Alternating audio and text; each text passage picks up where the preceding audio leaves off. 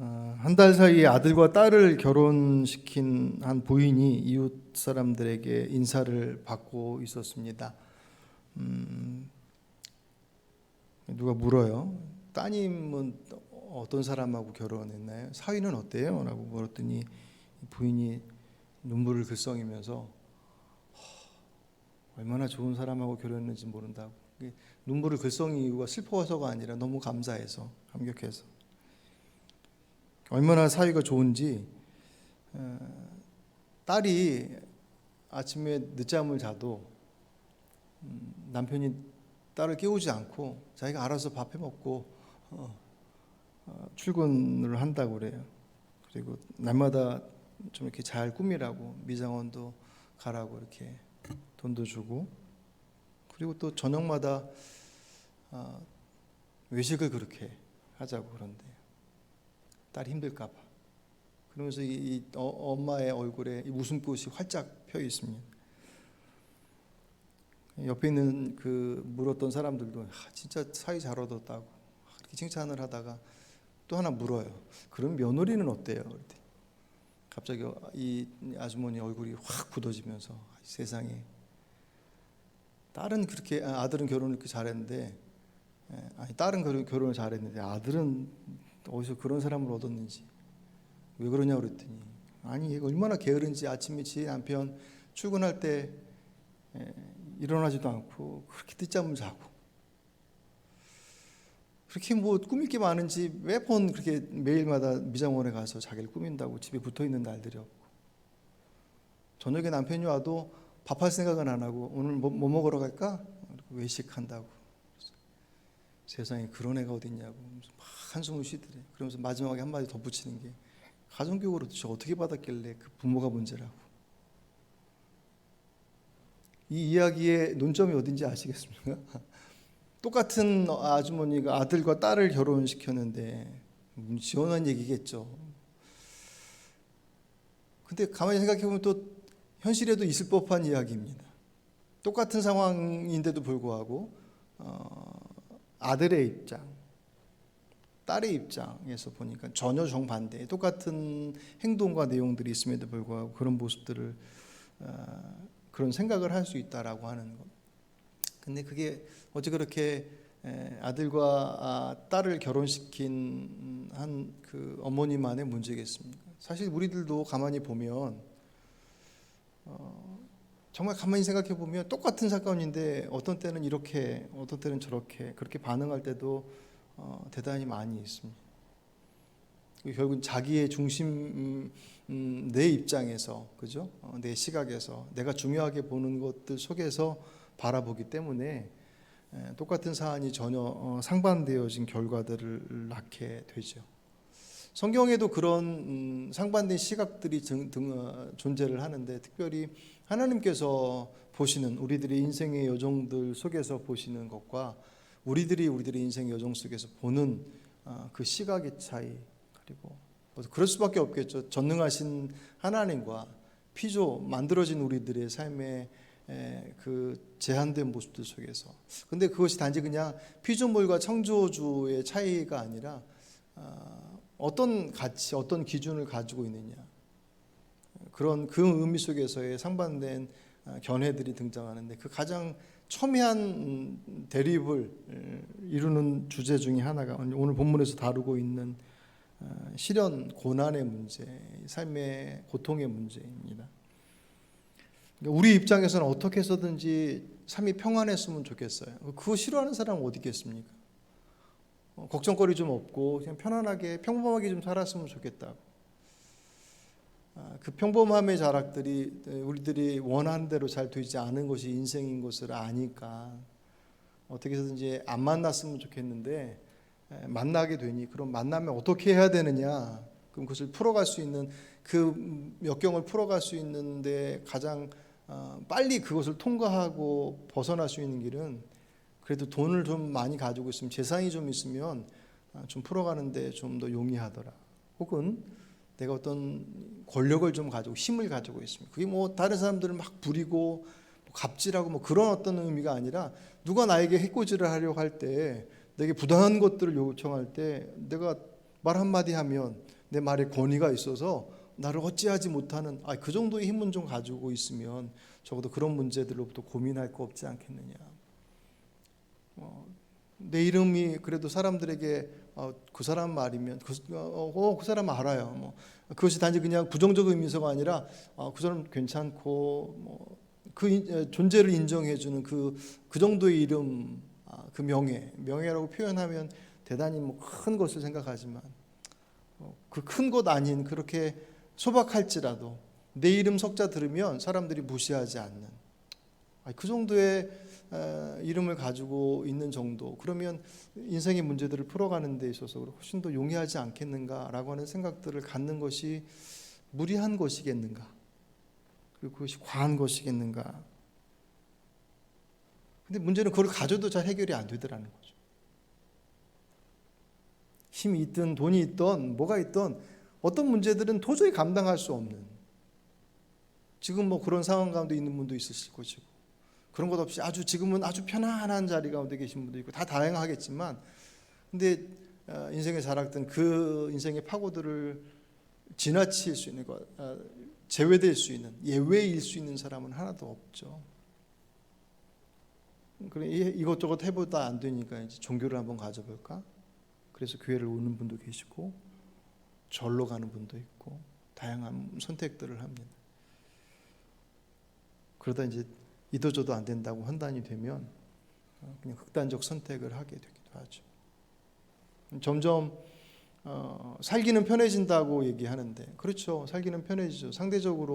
상대적 박탈감으로 인해서 다른 사람의 모습을 보니 나는 왜 이렇게 라고 하는 상대적인 비교에 의해서 내가 가지고 있는 것들이 초라해 보일 뿐이지, 사실 절대적인 기준으로 본다고 한다면 불과 몇십 년 전에 할 수 없는 것들을 지금 그냥 평범하게 누리고 있는 것들이 수없이 많은 그 시대를 살아가고 있는 우리들의 모습들 안에 스스로 극단적 선택을 이루는 비율들은 점점 늘어가고 있습니다. 우리만의 문제겠습니까? 그건 이미 미국이나 서구 사회에서 이미 심각한 사회적 문제로서 오랫동안 발생했던 일들이 우리가 그 뒤 전체를 밟고 있는 것뿐이죠. 그러니 그 고난의 문제, 고통의 문제가, 그때 말한 고통의 문제는 다양한 것들이에요. 그리고 그것은 극히 주관적입니다. 밖에서 볼 때는 별스럽지 않아 보일 수 있지만 내가 그 문제가 심각하면 이거 어떡하지? 라고 하는 그 고민 속에서 극단적 선택들을 하게도 되더란 말이에요. 그런 상황 속에서 있는 우리들의 모습들, 그런 우리들의 어떤 심정적인 부담과 그 고통과는 별개로 하나님께서는 성경을 통해서 그 자녀들이 그 고통과 역경 가운데 있는 것들에 대해서 피할 길을 주시고 어떤 그 부분에 대한 위로와 거기에 대해서 해결책들을 주시기 이전에 인생의 문제들은, 고난의 문제들은 피해갈 수 있는 게 아니다라고 못을 박으셔요. 특별히 믿음의 사람에게 있어서는 하나님이 믿으니 내가 이것은 제외시켜 줄게 라고 하는 것이 아니라 오히려 성경을 통해서 하나님이 믿으니 반드시 그 과정들을 통과해야 될 거야 라고 아예 못을 박아 놓으시는데, 여러 본문이 그 본문의 내용도 여러 가지가 있지만 히브리서 12장 6절에 보시면 세 번역입니다. 주님께서 사랑하시는 사람을 징계하시고 받아들이시는 아들마다 채찍질하신다. 징계를 받을 때에 참아내십시오. 하나님께서는 자녀에게 대하시듯이 여러분에게 대하십니다. 아버지가 징계하지 않는 자녀가 어디 있겠습니까? 모든 자녀가 받은 징계를 여러분이 받지 않는다고 하면 여러분은 사생아이지 참 자녀가 아닙니다. 오히려 징계가 없는 것이 이상하다고 말씀하시는 거예요. 인생의 자락 속에서, 물론 여기서 이제 징계는 우리들의 삶에 뭔가 가야 할 바른 방향들이 아닌 잘못된 곳으로 갈 때 주님께서 툭툭 치시는 거죠. 우리 시편 23편 다 좋아하지 않습니까? 주의 지팡이와 막대기가 나를 안위하시나니, 그 지팡이와 막대기가 양에게 몰려드는 그 맹수들을 내쫓는 도구이기도 하지만 제 길로 가지 않는 양을 바로잡는 데서 치는 도구이기도 해요. 그때 이 도구는 때려 죽이려고 때리는 건 절대로 아니잖아요. 잘못된 길로 가는 것을 바로잡기 위한 도구인 것처럼 방금 말씀드렸던 히브리서 12장 6절로부터 8절까지의 징계는 분명히 하나님의 자녀다움으로부터 비껴나가는 것에 대해서 주님께서 툭툭툭 치시는 것을 의미하겠죠. 근데 우리가 오늘 보고자 하는 것은 그런 징계뿐만 아니라 그 모든 삶에 우리가 고통스러워하는 도저히 없었으면 좋겠네. 그 육신의 질병부터 해서 모든 것들이 다 포함되어져 있는. 근데 그 모든 것들이 주의 자녀이기 때문에 피해갈 길 아예 근접도 못하게 하신다고 얘기하지 않고 오히려 그것이 너에게 있을 거야 라고 말씀합니다. 없으면 아버지 없이 혼자 살아가는 사생자와 같다라고까지 표현을 하십니다. 그러니까 우리들은 될 수 있으면 없었으면 좋겠어요 라고 얘기하는데 주님께서는 주의 자녀라면 반드시 이 극단적인 이 차이를 어떻게 극복할 것이냐, 도대체 무엇이 그런 차이를 갖게 하느냐. 오늘 본문도 다르지 않습니다. 2절을 좀 같이 보실까요? 2절을 같이 봉독하시겠습니다. 내 형제들아 너희가 여러 가지 시험을 당하거든 온전히 기쁘게 여기라. 아멘. 여긴 더해요. 할 수만 있다면 좀 피했으면 좋겠는데, 물론 하나님께서 피할 길도 주신다라는 말씀도 고린도서 10장 13절에 있긴 하지만 그 의미는 조금 다른 의미이기도 하고, 어쨌든 우리 입장에서는 될 수 있으면 좀 훈련도 알겠고 그것의 의미가 뭔지도 알겠지만 좀 그래도 라고 해서 피했으면 좋겠다라고 생각하는데, 오늘 본문은 뭐라고 말씀하십니까? 시험을 당하든 온전히 기쁘게 여기라. 여기서 시험을 만나다라고 할 때 이 헬라어 단어는 예측 가능한 시험이 아니에요. 그러니까 전혀 예측하지 못하는 거예요. 요새 아이들 중간고사 기간이거든요. 시험 범위가 다 있잖아요. 학교들 다녀보셨으면 아실 거 아니에요. 거의 시험 범위 안에 내주죠. 그런데도 불구하고 잘 못 풀죠. 그게 문제이긴 하지만 시험 범위를 이렇게 내주고 나서 시험 범위 밖에서 문제를 내버리면 그건 이제 황당하죠. 그런 경우는 거의 없지만, 여기서 말하는 시험을 당하다, 시험을 만나다라고 할 때의 그 의미는 전혀 예측하지 못한 상황, 내용, 시점, 그 모든 것들이 다 포함되어집니다.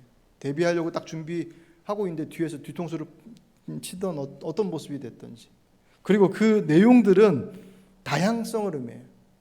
이 멀티컬러라고 하는 단어의 의미를 가지고 있다. 아주 다양한, 전혀 예측하지 못하는 때, 전혀 예측하지 못하는 모습들로.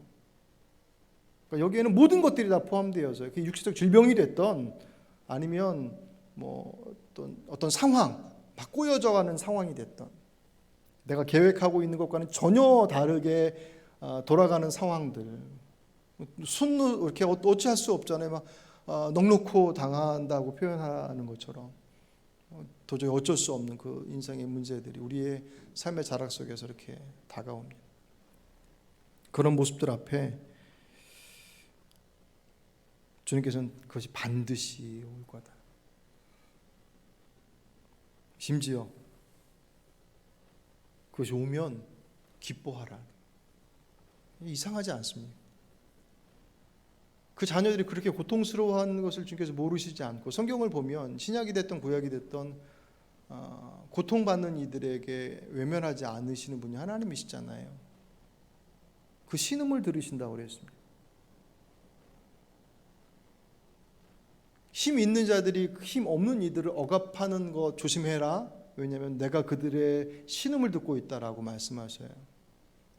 늘 관심을 갖고 계시고, 그것에 주님께서 장치들을 다음 주 말씀 나눌 때 좀 더 구체적으로 볼 텐데, 그런 장치들, 사회적 약자라고 표현되어져 있는 그들이 뭔가를 잘해서가 아니에요. 뭐 가난하고 병들고 힘겹고 그것 자체가 무슨 벼슬, 그것이 아니라 스스로를 지켜낼 수 있는 힘이 없는 그들의 모습에 주님께서 주목하고 계신다고. 주의 자녀이기 때문에, 그가 하나님을 믿기 때문에, 믿지 않기 때문에 그것과 상관없이 그분께서 지으셔서 보내신 인생들이니, 하나님을 믿는 자만의 하나님이 아니라 모든 이들이 하나님이시. 문제는 우리들이 그분을 하나님으로 인정하느냐 인정하지 않느냐, 거기서 갈라지는 것이지, 하나님의 우리를 바라보심의 시선 속에서는 차별이 없으셔요. 그런 하나님께서 그 자녀들이 그렇게 고통스럽다고, 왜 이런 것들이 있느냐라고 원망하면서 때로는 튕겨 나가자까지 하는 그런 인생의 문제들 앞에 서 있는 그 자녀들의 모습들 앞에 오늘 본문은 온전히 기쁘게 여기라고 얘기해요. 이상한 거죠. 이상하게 보는 게 당연하죠. 그걸 아신다면 우리의 삶에 그것을 막아주시던가 해결할 길을 선명하게 주시던가 해야 될 텐데, 그렇지는 않고 분명히 올 거야. 근데 오면 기뻐해라. 여기서 이 말씀을 풀어가는 데 있어서 열쇠가 온전히 기쁘게 여기라 할 때 이 여기라는 단어예요. 이 기쁨이라고 하는 게 고난을 받으면 싱글벙글 웃고 돌아다니라 그런 의미가 아니에요. 그건 감정적인 문제가 아니라 여기라고 하는 단어가 그렇게 생각하라, 그렇게 구별하라, 간주하라. 그것은 우리들의 의지적인 선택을 요구해요. 고난이 오냐? 그럼 그것의 의미가 무엇인지 이제 뒤에서 나오는데, 그것을 알고 있으니 그것이 오면 두려워하지 말고 기뻐해라. 그건 결단의 문제다. 상황이 오는 것은 우리가 선택할 수 없어요.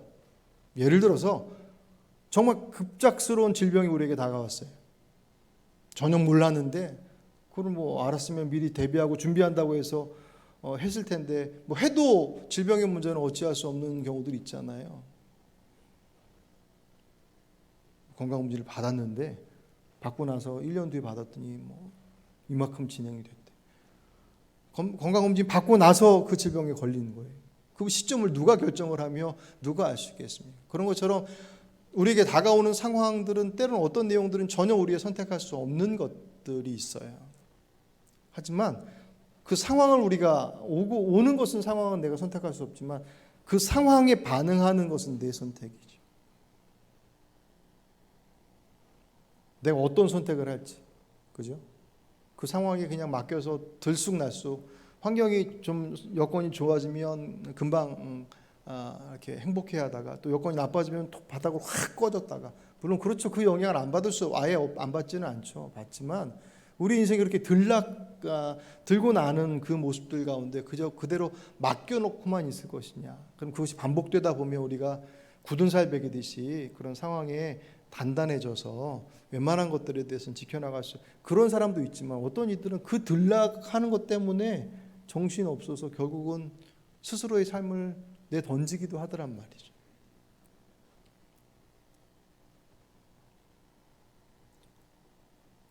그 상황들 앞에 어떻게 할 것이냐라고 하는 것은 적어도 우리들이 선택할 수 있어요. 이 여기라고 하는 단어들은 그 상황이 오면 그것을 어떻게 여기라고요? 기쁨으로 여기라라고 말씀을 합니다.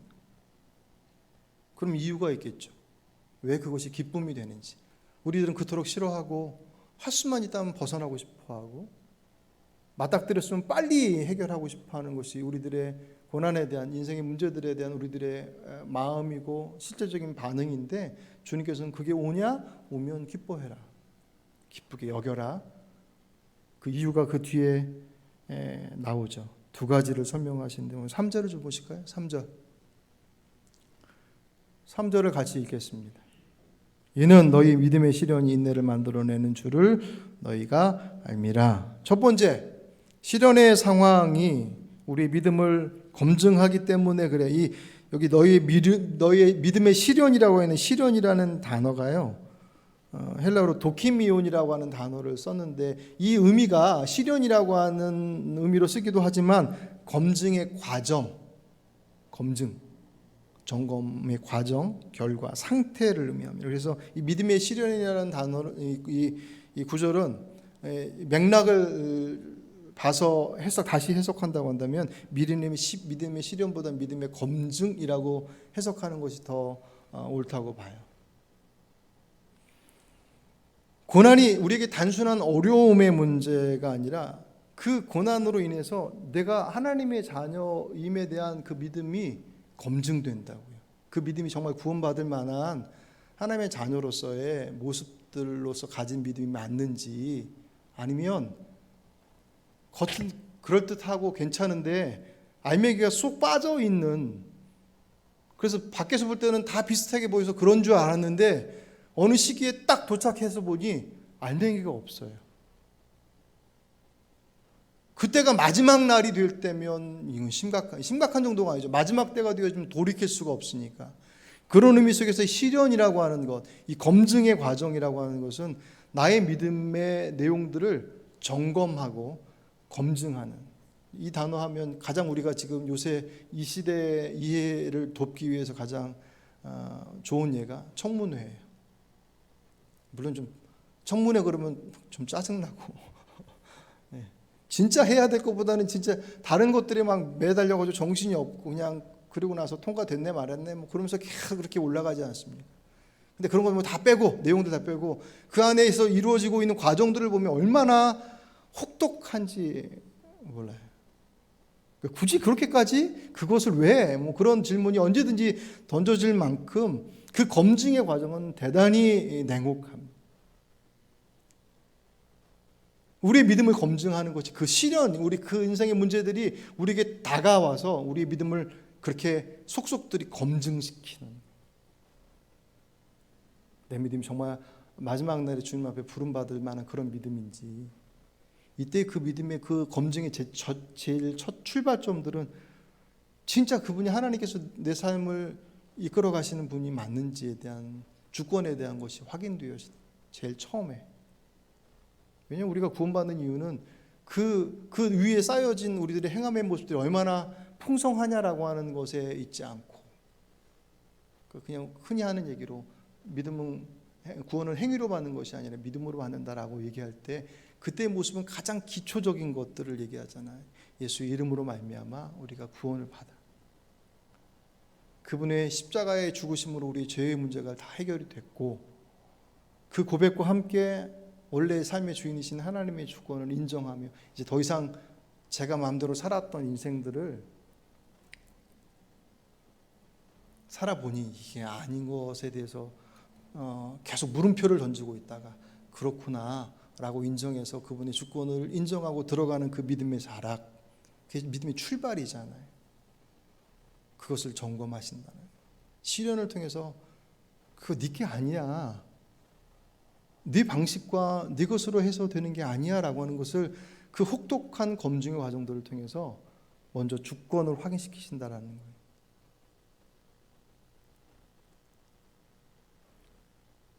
하나님은 어떤 마음이실까?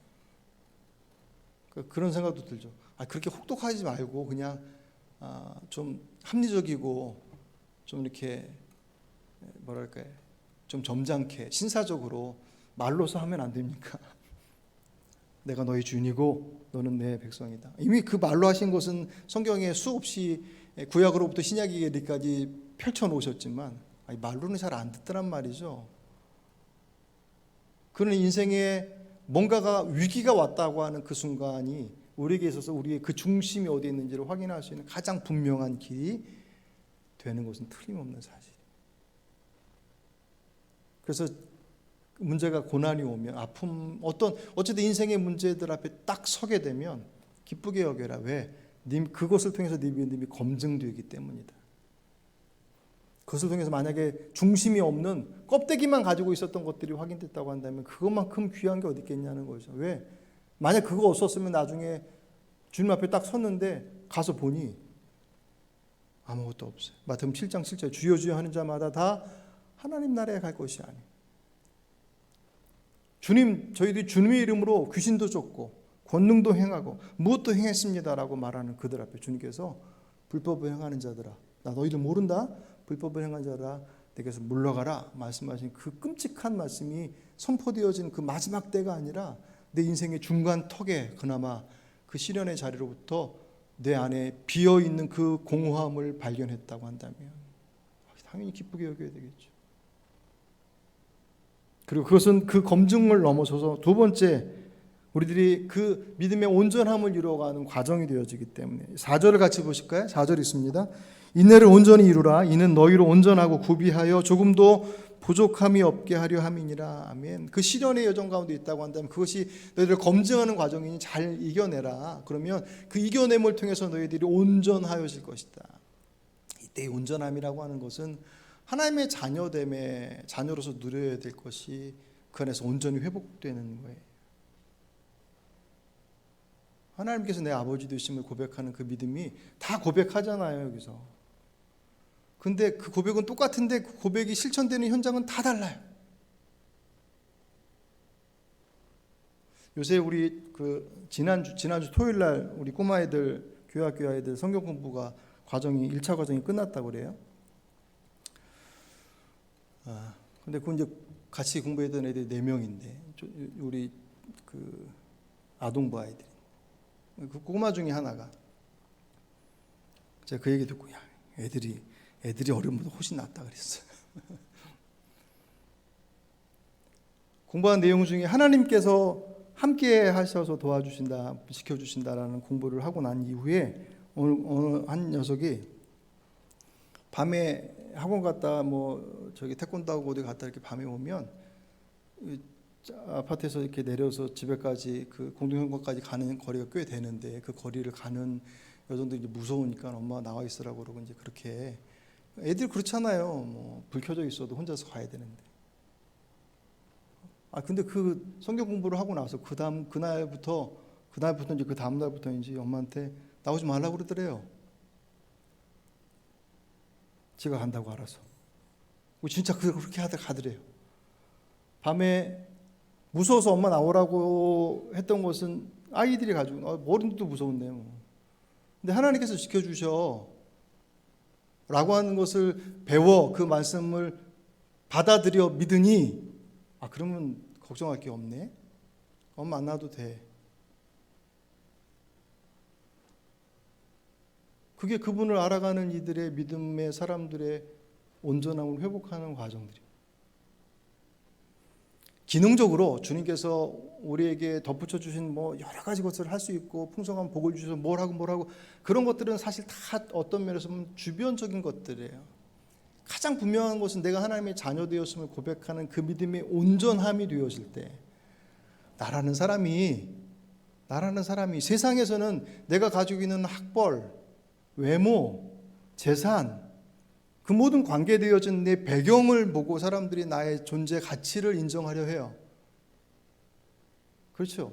그러니까 좀 더 나은 것을, 좀 더 많은 것을 갖고 싶어하는 것은 세상의 흐름이에요. 그것은 지금만 그런 게 아니라 이미 이전서부터 그렇게 해왔습니다. 근데 하나님께서 우리를 보시는 우리의 가치는 내가 무엇을 가지고 있느냐? 아니더라. 그러니 그분과의 만남이 정말 진실하게 시작되어지면 주님께서 나를 얼마나 사랑하시는지, 세상처럼 내가 하나님께 정말 충성하고 헌신하고 정말 모든 것들을 다 드렸기 때문에 나를 사랑하시는 게 아니라 이미 주님을 모를 때 아들을 십자가에 내어주심으로 우리를 향한 주님의 사랑이 확증됐다. 로마서 5장 8절 말씀. 그 말씀에 대한 믿어. 내가 그 말씀을 받아들여. 그래서 그 말씀에 대해서 내 삶을 풍성하게 만들어가는. 그 꼬마에도 그 가는 길의 두려움의 자락들이 하나님께 지켜주신다라고 하는 것을 믿음으로 그 안에서의 자유를 누릴 수 있다고 한다면 아이가 살아가는 인생의 크기는 그렇게 크지 않을 거 아니에요. 만나는 사람이나 영역들이. 근데 성인이 되면서 만나는 영역도 사람도 삶의 자락도 넓어지잖아요. 그럼 그 넓어진 자락들 속에서 내 힘과 내 능력과 내 것으로 해결하고 책임져야 될 영역들이 얼마나 많아요. 못하죠. 할 수 없죠. 그분께서 나를 도우신다라고 하는 것이 내 안에 믿음으로 고백되어지고 실제가 되어질 때 그렇구나 라고 하는 것이 우리 안에 무엇으로부터 출발해요? 평안으로부터 출발해요.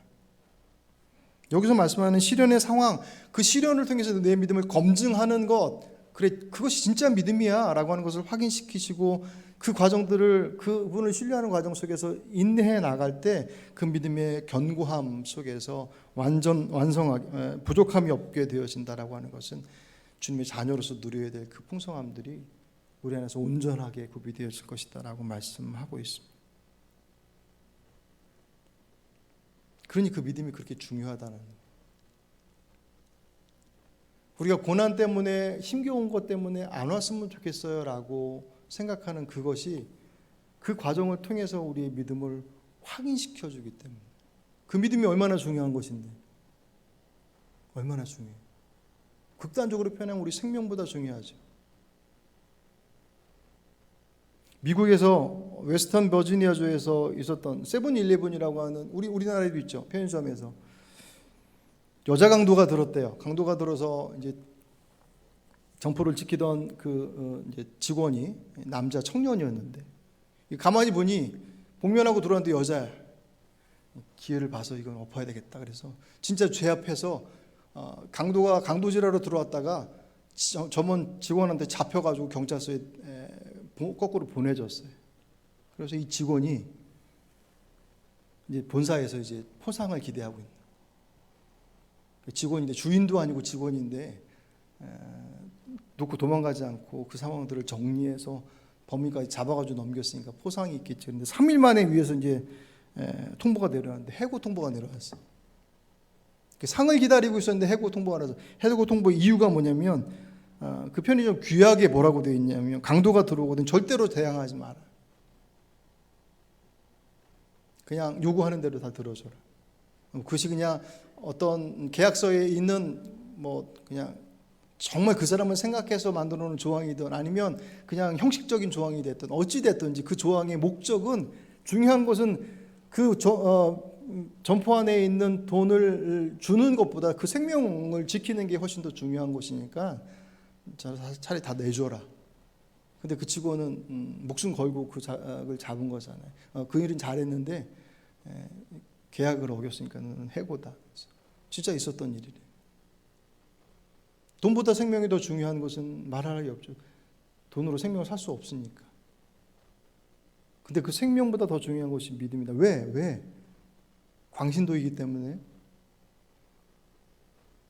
결국 그 생명이라고 하는 것은 길어야 이 땅에서 100년의 시간도 채 되지 못해요. 그죠?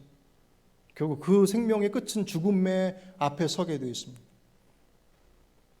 죽음이 나락이 될 것이냐 아니면 죽음이 새로운 하나님의 나라의 시작이 될 것이냐라고 하는 것이 무엇으로 결정돼요? 결국 믿음으로 결정되는 거죠. 그 믿음이 왜 중요하냐? 그 믿음이 지금의 시련 삶의 현장 속에서 하나님 나라 가는 그거 나중에고 지금이라도 잘 살았으면 좋겠어요. 라고 얘기하는 이들에게 그 지금이라도 잘 살아가는 인생의 끝자락이 채 100년도 되지 못하는 삶이란 말이에요. 그것을 생각하는 그 시점이 몇 살에 그것을 생각했는지 몰라도 어쨌든 아무리 길어야 100년의 삶을 살아가는 그 삶의 자락들이 결국 그 자락의 끝자락에 서게 되면 죽음 앞에 모두가 다 서게 될 텐데 누구 말처럼 죽으면 끝이야. 그런 말들은 쉽게 하죠. 근데 진짜 죽음 앞에 딱 서게 되면 끝이라고 하는 그 말이 자기가 무슨 의미 속에서 던져있는지를 그제서야 알죠. 믿음을 가지고 있는 사람들도 죽음 앞에 딱 서게 되면 마음속에 두근두근함이 있어요.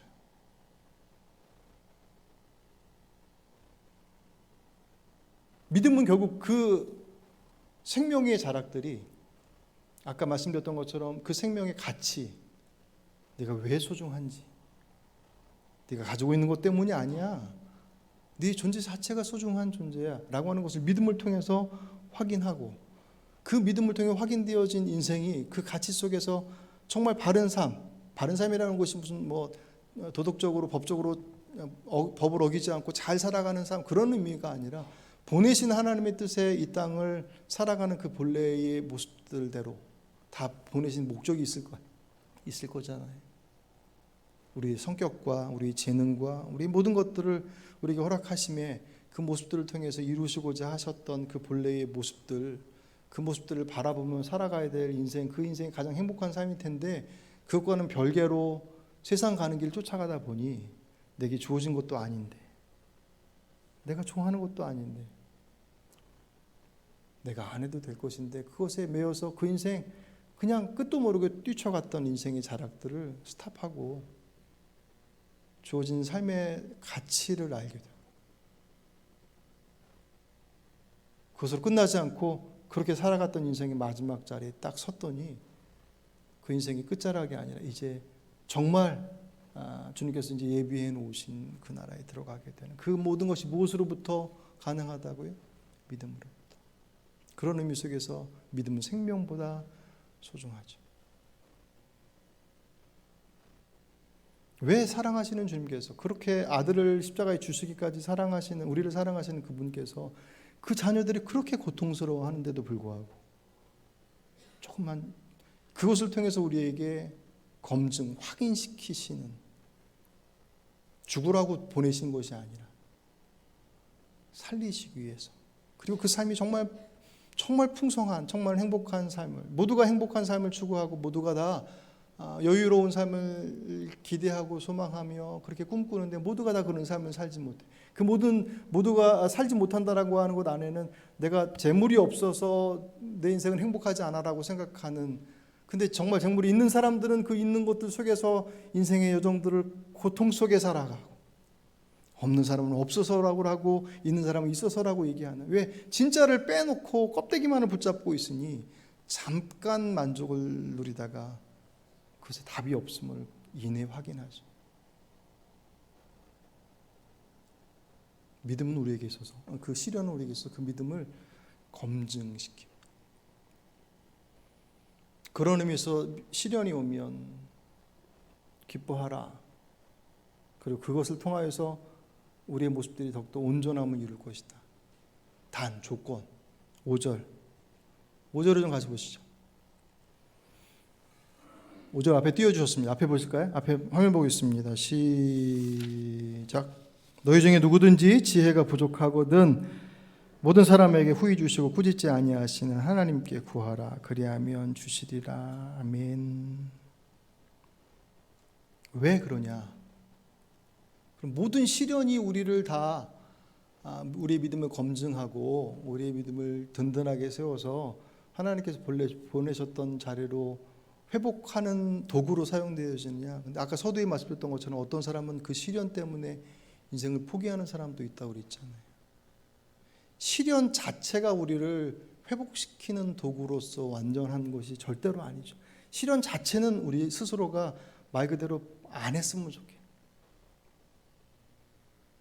여러분, 저는 목사라고 해서 시련이 오는 것을 달갑게 여기겠습니다. 어떤 누구도 인생의 고난 문제들 앞에서 이거 도대체 어떻게 해? 라고 하는 외마디가 던져지는 것은 예외 없음이죠. 그 다음을 어떻게 할 것이냐라고 하는 것이 우리들의 선택의 여정들 속에서 이루어지겠지만, 그 선택에 있어서 결코 놓치지 말아야 할 것이 5절이에요. 우리들의 그 고난과 아픔의 여정들이 우리를 죽이는 길이 아니라 생명보다 더 소중한 믿음을 검증하고 그 믿음을 견고하게 해서 이 땅에서 우리들의 인생의 가치를 회복시키는 것으로 될 수 있는 가장 분명한 통과점들이 5절이에요. 너희 중에 누구든지 지혜가 부족하거든 그 문제 앞에 주님 어떻게 해야 돼요? 라고 하는 우리들의 외마디, 그 외마디를 가지고 그분 앞에 나아갈 때 모든 사람에게 후히 주시고 꾸짖지 아니하시는 하나님께 구하라. 그리하면 주시리라. 아멘.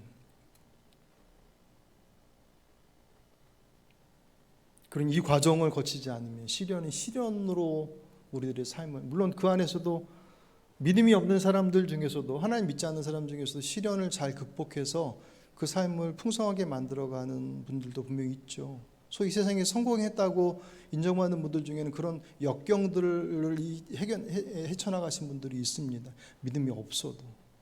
문제는 그렇게 헤쳐나간 인생의 끝자락 속에서 마지막 죽음 앞에 서서 그 이후는 어떻게 헤쳐나가느냐라고 하는 것 상관없이 그 죽음에 대한 모든 이들의 마지막 반응들은 나락일 수밖에 없어요.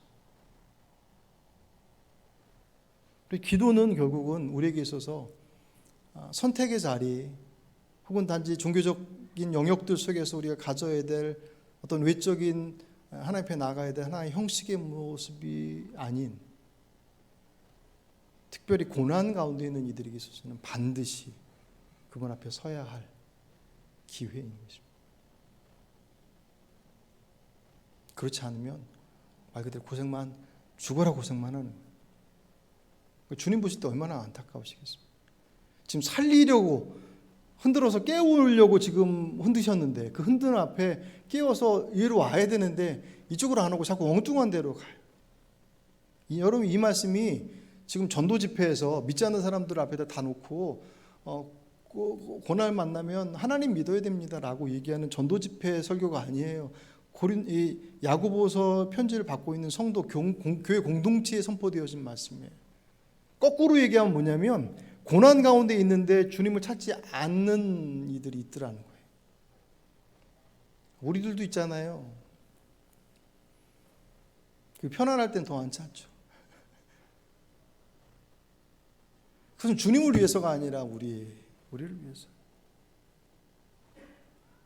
고난 가운데 주님을 찾는 이들이 가지고 있는 그 가치가 소중하다면 우리들의 삶의 일상의 자리 속에서 별일 없는데 그분을 바라보고 살아가는 이들의 모습들은 얼마나 더 그 모습이 풍성할 수 있겠습니까? 주님 보실 때 얼마나 더 기특하겠습니까? 말씀을 좀 정리하죠. 그 구함의 조건, 반드시 구해라 그러면 아무도 모든 사람들에게 후히 주시고 꾸짖지 아니하시는, 왜 그런 걸 물어봐? 라고 묻지 않으시는 그 주님께서 우리에게 반드시 응답하실 것이다. 단 내가 원하는 것을 답을 얻어낸다고 하는 건 아니에요. 그 지금 문제의 해결을 허락하신 그분의 인도하심들 속에서의 내용들일 거예요. 그러니까 그것도 맡겨야죠. 단 구할 때 가지고 있어야 될 자세가 6절과 7절에 나와 있죠. 이렇게 하는 말씀입니다. 오직 믿음으로 구하고 조금도 의심하지 말라. 의심하는 자마다 마치 바람에 밀려 요동하는 물결 같으니 이런 사람은 무엇이든지 주께 구하기를 생각하지 말라. 두 마음을 품은 모든 일에 정함이 없는 자로다. 아멘. 네. 응답이 없는 첫 번째 이유는 구하지 않기 때문에. 오늘 본문에서 나오지 않았어요. 당연히 구하지 않았으니까 답이 없죠.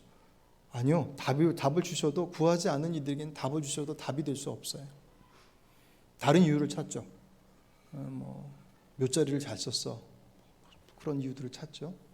그분 앞에 구한 게 아니기 때문에.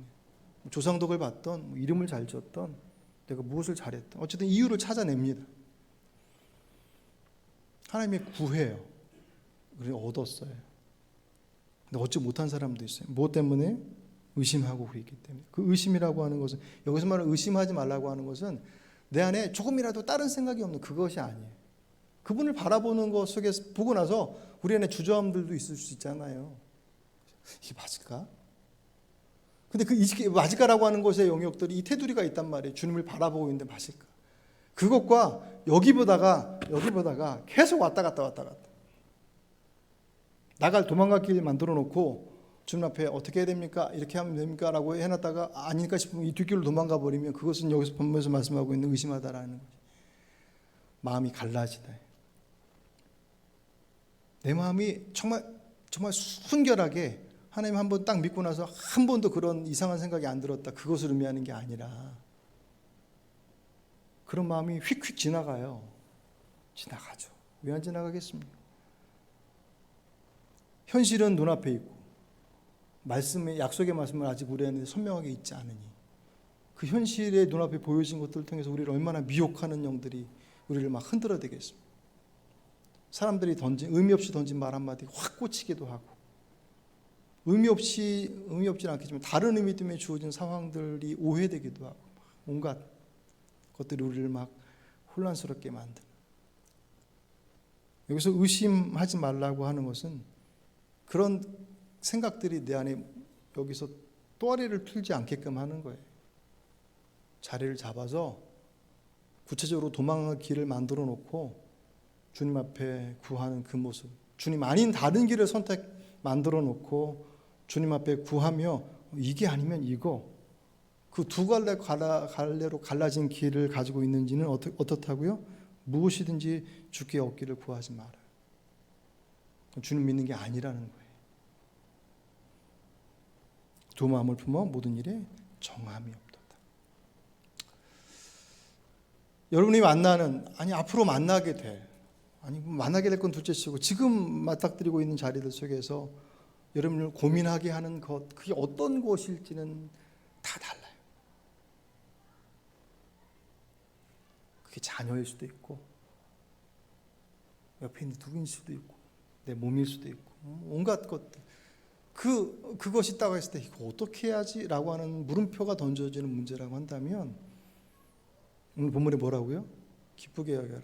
왜요? 그것이 우리들의 믿음을 검증하는 자리가 되기 때문에. 그 검증을 어디 앞에서 받아야 됩니까? 그분 앞에 나가서 구하. 모든 사람 결코 꾸짖지 아니하시고 후히 주시는 그분께서 그 길을 분명히 말씀하신다. 이 약속의 말씀이 오늘 저와 여러분에게 주신 말씀으로 받으시고 그 인생의 파고 앞에 이리저리 휘둘리고 흔들려 삶의 자락들이 그렇게 흔들려 물결처럼 왔다 갔다 하는 인생의 모습들이 아니라 변함없이 지키시는 그 은혜 가운데 살아갈 수 있는 그런 복된 믿음의 삶을 살아가시는 저와 여러분의 삶이 되시길 주의 이름으로 축복합니다.